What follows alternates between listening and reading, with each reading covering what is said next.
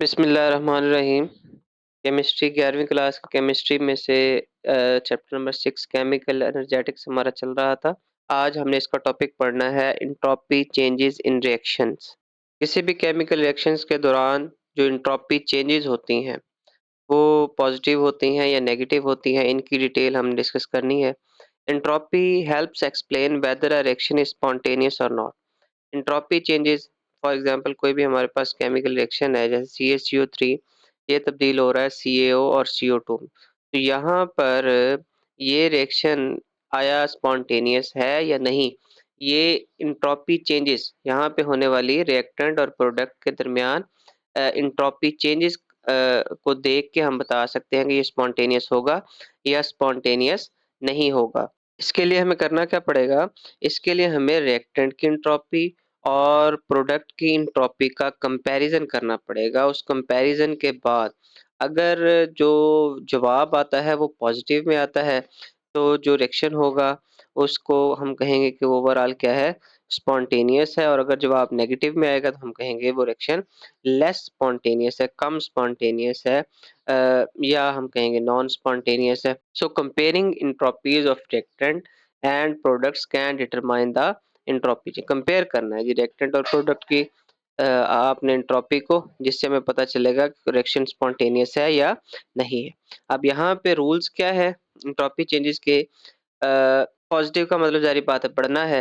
अगर कोई solid liquid या गैस में तब्दील होता है तो delta S is positive, entropy change बढ़ेगा। सॉलिड से लिक्विड या गैस बनेगा तो उस दौरान क्या होगा जी, डेल्टा एस पॉजिटिव, यानी उतना ही एंट्रोपी चेंज बढ़ेगा। ये रूल जरा ज़हन में रखिएगा। दूसरा रूल क्या है? जितने प्रोडक्ट्स के मोल्स ज्यादा होंगे, मोर प्रोडक्ट के मोल्स, कंपैरिजन कर रहे हैं ना, बैलेंस्ड केमिकल इक्वेशन जो है इनमें रिएक्टेंट और प्रोडक्ट का कंपैरिजन कर रहे हैं, और बैलेंस्ड केमिकल इक्वेशन देख के हमने बताना है कि आया एंट्रोपी चेंज पॉजिटिव है या नेगेटिव। पॉजिटिव होगा तो रिएक्शन स्पॉन्टेनियस होगा, और अगर पॉजिटिव वैल्यू नहीं होगी तो लेस स्पॉन्टेनियस होगा। तो यहाँ पर उस कंपैरिजन के हवाले से हम बात कर रहे हैं। तो जितने प्रोडक्ट के मोल ज्यादा बनेंगे उतना ही एंट्रोपी चेंज क्या होगा, पॉजिटिव होगा। मोल्स प्रोडक्ट के ज्यादा, एंट्रोपी चेंज पॉजिटिव।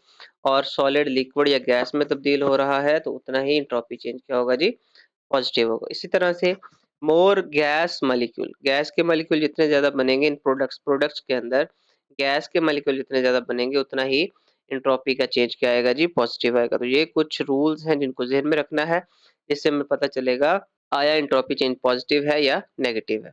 यहाँ पे एग्जांपल्स कुछ एंट्रोपी चेंज के हवाले से डिस्कस कर लेते हैं। सबसे पहले CaCO3 है, ये तब्दील हो रहा है CaO और CO2 में। तो अब यहाँ पे देखें, ये सॉलिड फॉर्म से CO2 गैसियस फॉर्म में तब्दील हो रहा है।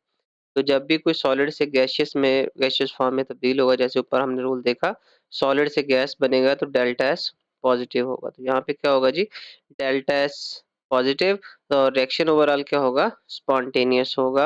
अच्छा, यहाँ पे नीचे देखें जी, N2O5 है, यहाँ पे इसके 2 मोल हैं और प्रोडक्ट में 4 मोल NO2 के हैं, और 1 मोल ऑक्सीजन का है। यहाँ पे 5 मोल टोटल प्रोडक्ट के बन रहे हैं।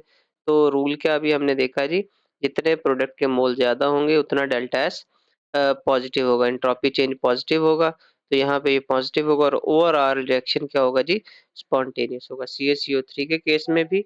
और उसके बाद दूसरा कौन सा है जी, N2O5, इस केस में भी ये दोनों के दोनों रिएक्शन क्या होंगे जी, स्पॉन्टेनियस होंगे, और दोनों में डेल्टा एस पॉजिटिव होगा।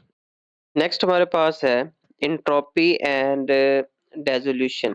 जब कोई चीज़ डिसॉल्व होती है तो एंट्रोपी बढ़ती है। जैसे हम शुगर को टी के अंदर ऐड करते हैं, डिसॉल्व करते हैं, तो जब भी कोई चीज़ डिसॉल्व होती है तो उससे एंट्रोपी बढ़ती है। अब ये जैसे चीनी की मिसाल अभी हमने बात की, तो ये चीनी डिसॉल्व होने से सोल्यूट और सॉल्वेंट दोनों की रैंडमनेस बढ़ जाती है। सोल्यूट की भी, चीनी की भी, और जो सॉल्वेंट है, दूध है या वाटर जो भी यूज़ हो रहा है, दोनों की रैंडमनेस बढ़ जाती है। जब ये दोनों हल होते हैं तो उसके नतीजे में ओवरऑल एंट्रोपी चेंज भी बढ़ जाता है।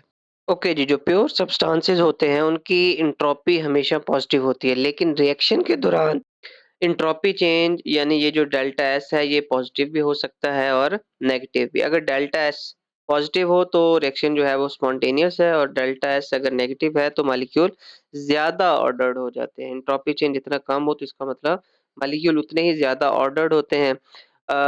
ये यहाँ पर एक बात ध्यान में रखिएगा कि सिर्फ एंट्रोपी चेंज से स्पॉन्टेनिटी का हमें पता नहीं चलता। यहाँ पर एक और फैक्टर है गिब्स फ्री एनर्जी, ये भी हमें चाहिए होती है। इसका पता हो तो उससे हमें अंदाज़ा होता है कि ओवरऑल रिएक्शन स्पॉन्टेनियस है या नहीं है। ये हम इंशाल्लाह नेक्स्ट टॉपिक के अंदर कवर करेंगे। यहाँ पर जो बात हमने देखी, यहाँ तक जो बात हमने सीखी वो क्या है जी, कि एंट्रोपी अगर पॉजिटिव है तो इसका मतलब स्पॉन्टेनियस प्रोसेस होगा, और अगर नेगेटिव है तो उतना ही ज़्यादा जो मॉलिक्यूल हैं ज़्यादा ऑर्डर्ड होंगे, तरतीब में होंगे, और उतना ही रिएक्शन जो है वो नॉन स्पॉन्टेनियस या लेस स्पॉन्टेनियस होगा। नेक्स्ट हमारे पास क्विक चेक 6.9 है। इसके क्वेश्चन है, पहला क्वेश्चन है what do you expect about the entropy value of the following reactions whether it would be positive और नेगेटिव। ये यहाँ पे देखिए जी N2 प्लस 3H2 और 2NH3 बना रहा है, और HI से H2 और I2 बना रहा है। तो अब इन दोनों केसेस के अंदर क्या हो रहा है, पहले केस में मॉलिक्यूल की तादाद कम हो रही है। रिएक्टेंट में 4 हैं, 4 मोल हैं जी। 3 हाइड्रोजन के मोल की तादाद कम हो रही है, तो 3 मोल हाइड्रोजन के, 1 मोल नाइट्रोजन का है, और प्रोडक्ट में NH3 के 2 मोल हैं। तो यहाँ पे मोल की तादाद जो है वो कम हो रही है, तो एंट्रोपी चेंज क्या होगा जी, 0 से कम हो जाएगा। नेगेटिव के अंदर इसका एंट्रोपी चेंज चला जाएगा यहाँ पे इस रिएक्शन के अंदर, ठीक है जी। तो ओवरऑल एंट्रोपी चेंज क्या होगा, लेस देन 0 हो जाएगा। और जो दूसरा केस है, नेगेटिव हो जाएगी, वैल्यू 0 से कम होगी तो ज़ाहिर बात है नेगेटिव। यहाँ पे पॉजिटिव और नेगेटिव का पूछ रहा है तो नेगेटिव में वैल्यू होगी इसकी। और जो दूसरा केस है वो है HI का, 2HI sign of H2 plus I2। अब यहाँ पे देखें जी, मॉलिक्यूल डिफरेंट तरह के पैदा हो रहे हैं जिससे रैंडमनेस बढ़ रही है, और ओवरऑल जो एंट्रोपी चेंज आएगा वो पॉजिटिव आएगा। मॉलिक्यूल की तादाद सेम, मोल की तादाद 2 रिएक्टेंट में है, 2 प्रोडक्ट में है, लेकिन ये डिफरेंट तरह के हैं, जिससे रैंडमनेस में क्या होगा, इजाफा होगा। तो यहाँ पे एंट्रोपी चेंज पॉजिटिव होगी। हाँ जी, विच आर स्पॉन्टेनियस, यहाँ पे हमने बताना है कौन सा स्पॉन्टेनियस है। तो पहला है अमोनिया स्मेल स्प्रेडिंग, अमोनिया की खुशबू अगर इसकी बॉटल रख दी जाए तो कमरे में फैलती है, तो ये स्पॉन्टेनियस है या नहीं है। तो इसका जवाब है जी यस, ये स्पॉन्टेनियस है। इसके मॉलिक्यूल जब बॉटल से बाहर निकलते हैं तो कमरे के अंदर गैस में गैसों के साथ डिफ्यूज करते हैं और ज़्यादा वॉल्यूम के अंदर फैलते हैं। तो ओवरऑल एंट्रोपी में क्या होता है जी, इजाफा होता है, एंट्रोपी पॉजिटिव होती है। तो ये जो है अमोनिया का जो स्मेल स्प्रेडिंग है, ये क्या है जी, ये स्पॉन्टेनियस है। दूसरा है जी water freezing at -10 degree, 10 degree के ऊपर, -10 डिग्री के ऊपर पानी फ्रीज हो रहा है, बर्फ में तब्दील हो रहा है। तो ये स्पॉन्टेनियस है या नहीं, तो ये स्पॉन्टेनियस, नो, ये स्पॉन्टेनियस नहीं है। लिक्विड सॉलिड में तब्दील हो रहा है, तो ओवरऑल एंट्रोपी चेंज क्या हो जाएगा जी, वो नेगेटिव में चला जाएगा, क्योंकि मॉलिक्यूल अरेंज हो रहे हैं। सॉलिड में जब मॉलिक्यूल तरतीब पाते हैं तो ज़्यादा ऑर्डर्ड हो जाते हैं, ज़्यादा तरतीब में आ जाते हैं, तो यहाँ पे ये स्पॉन्टेनियस नहीं होगा। नेक्स्ट है एथेनॉल वेपराइजिंग एट 20 डिग्री। अब यहाँ पे एथेनॉल बुखारात में तब्दील हो रहा है, यानी लिक्विड गैस बन रहा है। जब लिक्विड गैस बनेगा तो ऊपर हमने रूल क्या देखा जी, डेल्टा एस पॉजिटिव होगा, और जब ये पॉजिटिव होगा तो ओवरऑल रिएक्शन क्या होगा जी, स्पॉन्टेनियस होगा। तो यस, इसका आंसर क्या है जी, यस, ये स्पॉन्टेनियस होता है। वाटर मिक्सिंग विद साल्ट, तो वाटर की जो मिक्सिंग होती है, जैसे अभी ऊपर हमने देखा चाय के अंदर शुगर का हल करना, तो जब मिक्सिंग होती है, डेसोल्यूशन होती है, तो उतना ही डिसऑर्डर्ड सॉल्यूट और सॉल्वेंट का बढ़ता है। यहाँ पे वाटर मिक्सिंग विद साल्ट, पानी में नमक हल कर रहे हैं, तो दोनों का डिसऑर्डरनेस जो है वो बढ़ेगी। जो उनका एंट्रोपी चेंज है वो पॉजिटिव में आएगा। तो ये भी इसका जवाब क्या होगा जी, यस, स्पॉन्टेनियस होगा। ये भी वाटर की जो सॉल्ट के अंदर मिक्सिंग है, सॉल्ट की वाटर के अंदर मिक्सिंग है, ये स्पॉन्टेनियस हो। नेक्स्ट है जी limestone calcium carbonate decomposing at room temperature. तो ये रूम टेम्परेचर के ऊपर इसकी डिकम्पोजिंग, ये स्पॉन्टेनियस होगा या नहीं होगा। तो ऊपर हमने बात की ये स्पॉन्टेनियस होता है, CaCO3 CO2 गैस बनती है तो स्पॉन्टेनियस है। लेकिन जो रूम टेम्परेचर है यहाँ पर थोड़ा सा मसला ये होता है कि इसको रिक्वायर्ड हीट नहीं मिलती, इसको हीट चाहिए जिससे ये CaO और CO2 में टूटे, तो इसको तोड़ने के लिए हीट दरकार होती है। रूम टेम्परेचर पर इसको हीट नहीं मिलती, तो जब हीट नहीं मिलेगी तो ये गैसियस फॉर्म में तब्दील नहीं होगा। तो ओवरऑल एंट्रोपी चेंज जो है वो नेगेटिव में रहेगा। तो रिएक्शन क्या होगा जी, स्पॉन्टेनियस नहीं होगा। स्पॉन्टेनियस के लिए हम क्या कहेंगे, नो, रूम टेम्परेचर के ऊपर जो इसको हीट चाहिए वो नहीं मिलेगी डिकम्पोज होने के लिए, तो हम कहेंगे ये स्पॉन्टेनियस रूम टेम्परेचर पर नहीं है। Calculating the entropy change of the system, system की एंट्रोपी चेंज कैलकुलेट किस तरह से करेंगे, इसके लिए हमारे पास फ़ॉर्मूला है डेल्टा एस नॉट सिस्टम की ये एंट्रोपी प्रोडक्ट माइनस रिएक्टेंट की एंट्रोपी। तो यहाँ पर C2Ca plus O2 sign of arrow 2CaO।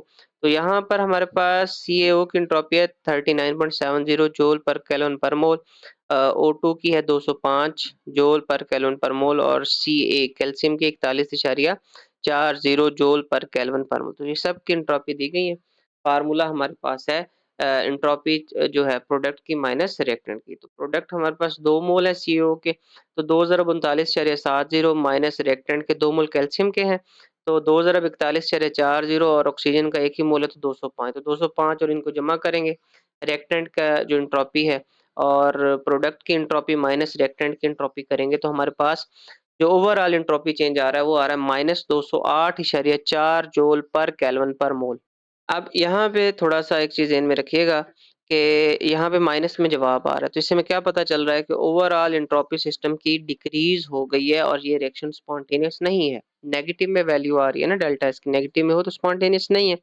लेकिन ये जो रिएक्शन है CaO प्लस O2 का ये जो है ये क्या होता है, ये स्पॉन्टेनियस होता है। तो यहाँ पर थोड़ा-सा जो सराउंडिंग की एंट्रोपी है, माहौल के इर्द-गिर्द की एंट्रोपी है वो अपना किरदार अदा करती है इस रिएक्शन को स्पॉन्टेनियस बनाने के लिए। नेक्स्ट हम टॉपिक पढ़ेंगे गिब्स फ्री एनर्जी, तो उसके अंदर हमें ये जो टॉपिक है इसकी मज़ीद क्लैरिटी मिलेगी। यहाँ तक जो है यहाँ पर जो हमें चीज़ समझ में आ रही है ओवरऑल ये रिएक्शन हमें लग रहा है कि ये स्पॉन्टेनियस नहीं है, लेकिन ये स्पॉन्टेनियस होता है। तो सिर्फ़ एंट्रोपी की मदद से हम नहीं बता सकते कि आया कोई रिएक्शन स्पॉन्टेनियस होगा या नहीं होगा, इसके लिए हमें नेक्स्ट टॉपिक भी जो है डिटेल के साथ समझना पड़ेगा। आज के लिए इतना ही, अल्लाह हाफ़िज़।